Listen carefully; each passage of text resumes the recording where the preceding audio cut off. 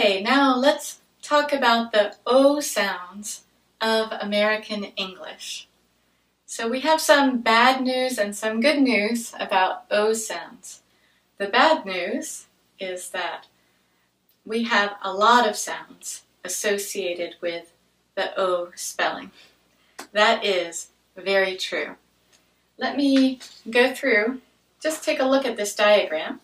Here again, I know in the video you can't see the words, but we will look at patterns.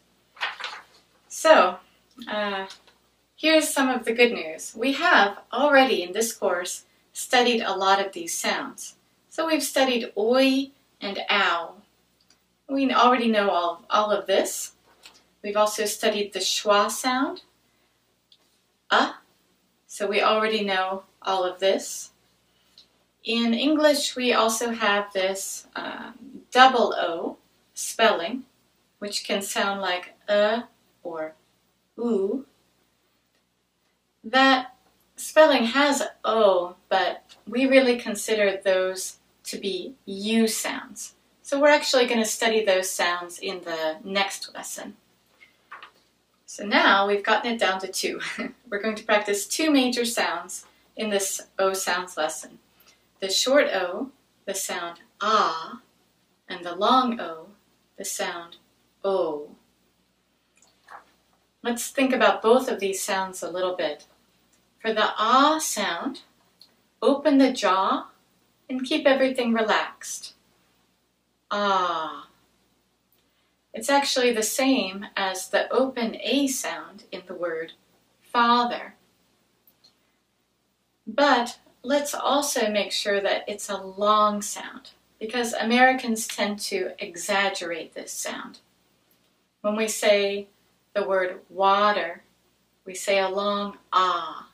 And also here, if we say like this word dollar or modern, you can hear that the ah sound is a little bit of a long sound.